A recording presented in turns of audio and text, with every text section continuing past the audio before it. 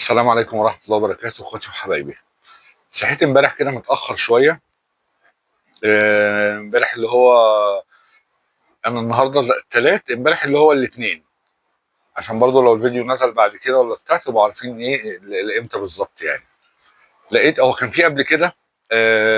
انتوا عارفين إنه اسكندرية اللي المحافظ كان مطلع قرار اللي هي الناس المصيفين اخرهم في البحر، يعني نزول البحر الساعة 7 باين ونص 8 حاجة كده. تمام، ده قرار كويس ومحترم، والمفروض ما حدش ينزل البحر بالليل. وانت عارف ان بتحصل مشاكل في البحر بالليل، ناس كانت بتغرق، ناس مش عارف ايه بتاع. ده قرار كويس ومحترم ومية مية. امبارح بقى زي ما بقول لكم صحيت على اغرب قرار ممكن اقابله في اسكندريه، اللي هو الناس تطلع من البحر الساعه 7 ونص 8 او 7 ونص حاجه كده. آه الساعة 10 ونص باين 11 محدش يبقى موجود على البحر خالص، على الشاطئ خالص. يعني الناس تطلع من المية يا دوب تغير هدومها، مش عارف ايه، اللي يستحمى، اللي يغير، اللي يعمل بتاع، كله يطلع. حتى ما ينفعش، مش شرط بقى نزول خلاص، ما احنا خلاص كده كده مش هننزل. اللي هو ايه، ما تقعدش على الكافيه، على الرملة وبتاع والكلام ده كله. ازاي يا جماعة؟ الناس امبارح كلها طالعه، قاعدين على الرصفان وقاعدين مش عارف ايه وبتاع. ازاي القرار زي ده؟ ده بلد سياحه يا جماعه. امبارح في الصفحات طبعا بقرا حاجات كده ايه. بص انا يعني مش ضد الناس اللي كاتبه رايها، يعني اللي هو كل واحد حر في رايه. بس في ناس بتقول ايوه احسن، المفروض ما حدش يقعد. لا يا جماعه، برضو معلش. اسكندريه دي يعني بالبلدي كده، دي متنفس الفقراء من الاخر كده. يعني الشواطئ عندنا مثلا في اسكندريه التذكره في ب 15 جنيه شواطئ، في ب 25. في بقى حاجات اغلى شويه بقى ب 50 وبتاع، وفي الحاجات اللي هي تبع القوات المسلحه وكده بتبتدي من 75 جنيه لغايه 100 جنيه، خلاص مالناش دعوه بيها. يعني لما واحد دلوقتي مثلا يجي يعني ينزل بالليل، في ناس يا جماعه برضو مش غاويه نزول بحر قوي وبتاع. يعني امبارح واحد مثلا كان في صفحه بيتكلم، بيقول يا جماعه انا باجي اخلص شغل، باجي من دمنهور، معايا عيالي واسرتي وبتاع، بنجيب العشاء بتاعنا وبنجيب حاجتنا وبنقعد على الرمله، ولا بحر بقى ولا بتاع. بنقعد قاعدين لغايه الفجر في الجو الطراوه وبتاع وكده، وبعد كده بنروح. دي فسحتنا. بيدفع 100 جنيه مثلا، هم لو اربع تنفار ولا حاجه اسره، يدفع 100 جنيه ولا حاجه وينزل يقعد يتعشى ويشم هوا كده وبتاع ويروح. ايه لازمه؟ طب انا متفهم، مع انه هو برضو قرار غلط في البلاد اللي هي السياحيه زي اسكندريه كده، اللي هو مثلا انت بتقفل المحلات الساعه 11 و11 ونص ومش عارف ايه، واقفل وكله يقفل بس انت قلت سبب. صح بقى غلط ده نتكلم فيه مش مشكله، انما انت قلت سبب اللي هو عشان نوفر نور وطاقه وبتاع والكلام ده. ايا كان يا باشا توفر. طب ما انت الناس اللي انت بتطردها من الشارع، ما هتروح البيت تشغل التكييف وتشغل المراوح وبتاع، ما تسيبهم يا عم يتهووا. ايه المشكله يعني؟ طب ما انت سايب الكافيتريات الغاليه بقى اللي على البحر بقى، الاسامي وبتاع فاتحه. يعني معلش، يعني هي دي عشان تشتغل مثلا؟ طب ما انا مش حمل اروح اشرب واحد قهوه ولا واحد شاي اللي هو المناديل اجباري والميه اجباري، ومش عارف بيكتبوا يعني تبقى طالب حاجتين في الفاتوره، تلاقي تحت 5 سطور ولا 4 سطور حاجات انت مالكش دعوه بيها. بعد الفاتوره ما يعملها، اللي هو تكست ولا مش عارف اسمه تاكسي ده ولا اسمه ايه، خدمه، سيرفيس، ضريبه، ده مش عارف ايه. ايه يا جماعه ده؟ طب انا مش حمل اروح، يعني انا هروح اقعد انا واربعه اسرتي، احنا اربعه مثلا، اللي عايز يشرب عصير، اللي عايز يشرب مش عارف ايه، اللي عايز يشرب حاجه، ادفع لي 500 و600 و700 جنيه وكل حاجه، المناديل والميه كل حاجه اجباري؟ ما تسيبني يا عم انا بقى يعني بتنفس هوا، مش هنزل البحر ولا حاجه بس اديني قاعد.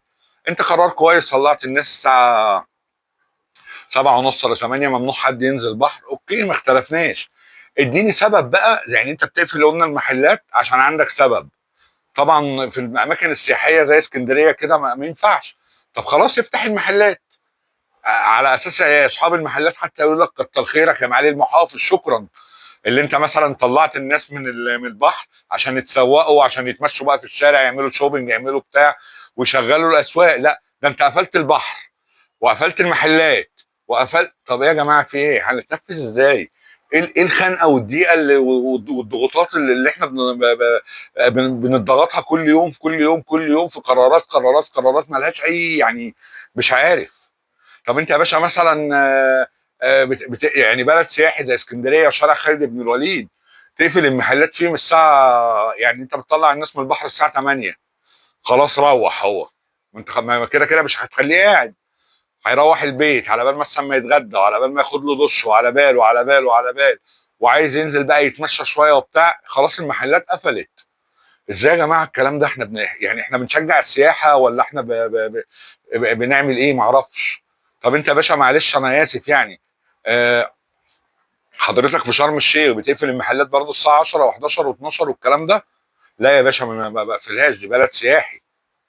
طب حضرتك بتقفل العلمين برضه الساعه 11 و12؟ ايه يا ابني انت عبيط ولا ايه؟ اقفل إيه؟ العلمين ايه اللي اقفلها؟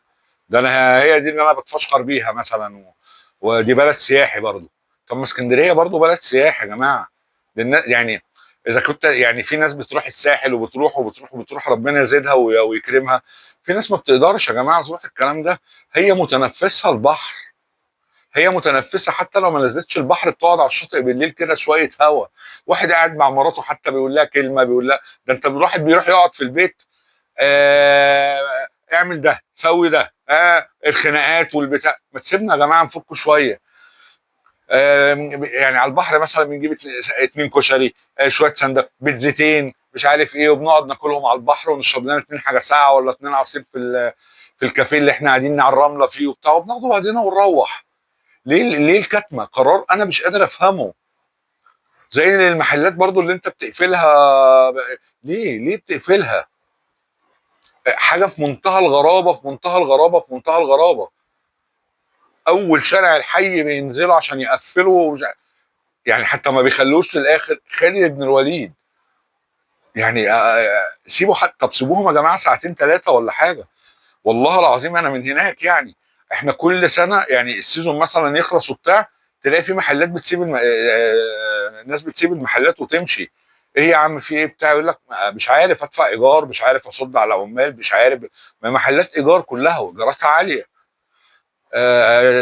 طيب يا عم اقعد استحمل شويه. استحمل ايه اذا كان انا بقى يعني في عز الصيف اللي انا مستنيه، وفي عز الجو بيبقى حلو، وفي عز مش عارف ده انا يبقى الزبون داخل لي ويبقى البتاع هوب الحق جاي اقفل اعمل يلا روح خلاص. طب ليه يا جماعه كده؟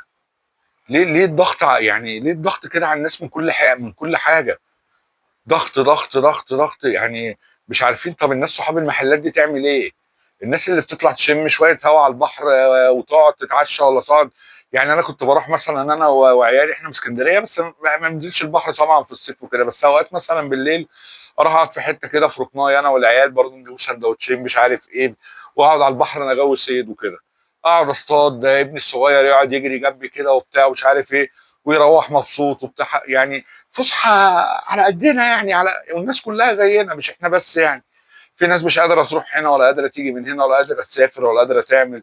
وبعدين في ناس بتيجي رحله مثلا من الساعه كام تقعد على البحر ساعتين وتنزل تاخد غطسين الصبح وتمشي.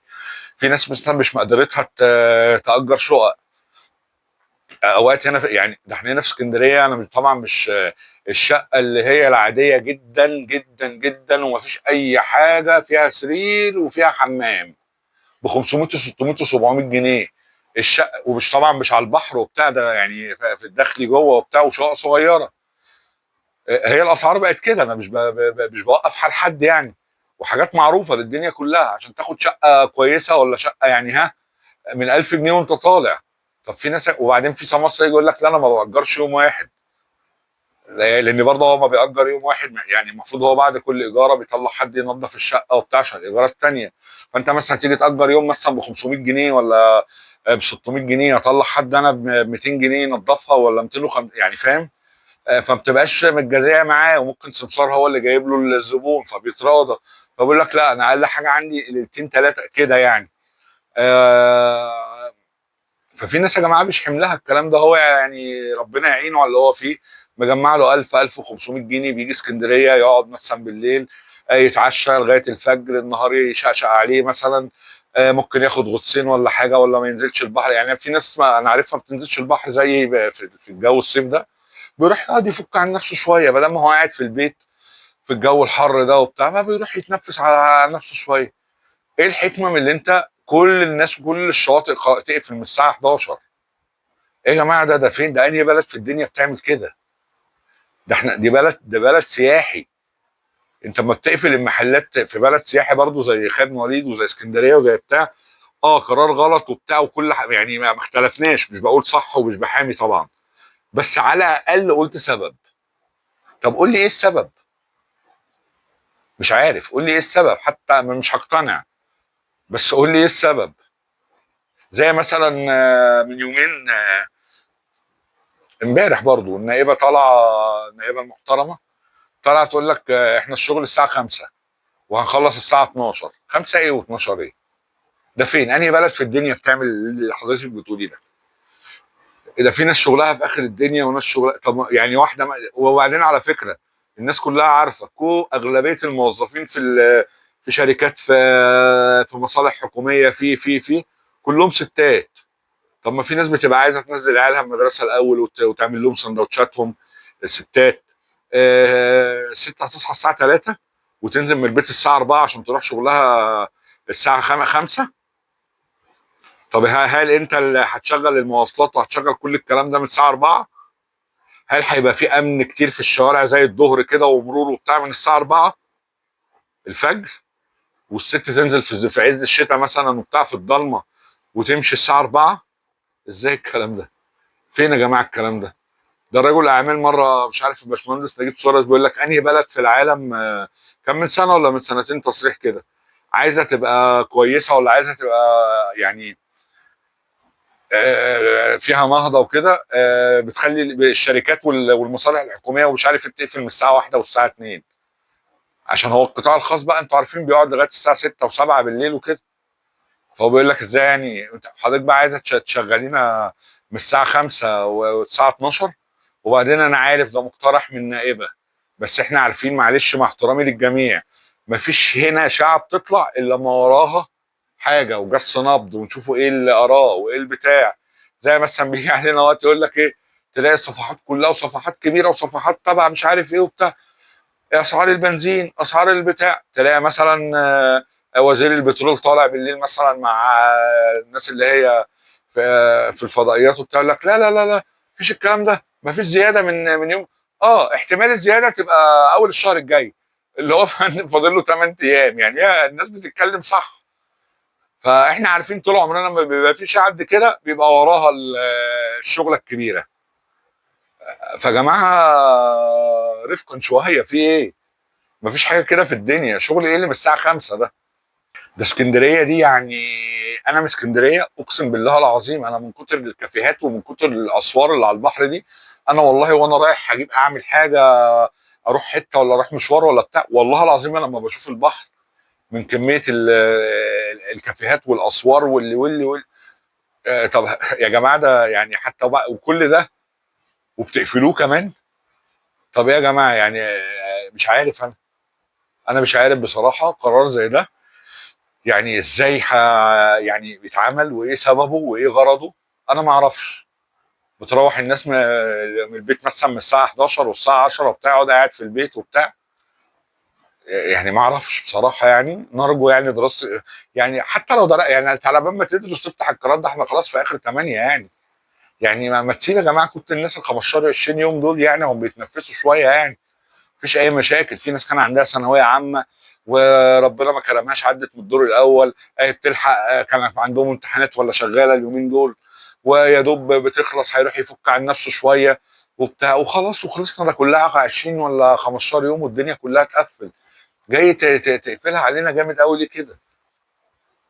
نرجو يا جماعه يعني يبقى في يعني تحرك سريع من سياده المحافظ، ويعني ويلغي القرار ده. حتى طلع الناس من الميه حقك من الساعه 7 ونص 8 مفيش اي مشكله، مفيش حد بينزل البحر بالليل يعني حاجه احنا ده حاجه كويسه، شكرا ليك.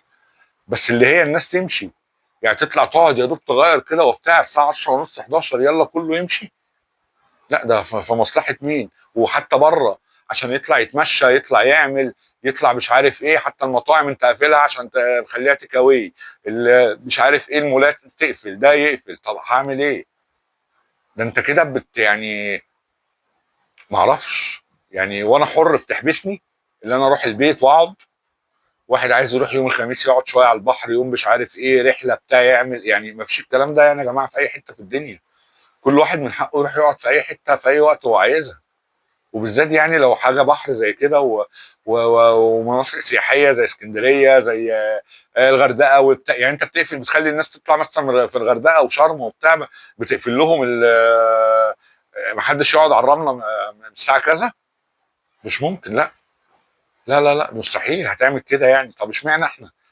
اشمعنى احنا في اسكندريه مقفله؟ احنا عملنا ايه طيب؟ احنا ما عملناش اي حاجه. انا والله ولا عندي شاطئ ولا عندي اي حاجه ولا ليه اي مصلحه في اي حاجه. بس اللي بيحصل ده يعني حاجه، يعني حاجه مش كويسه للناس كلها يعني. نرجو يا جماعه تبصوا لنا يعني بصوا في الموضوع ده. وانا بشكركم جدا جدا جدا.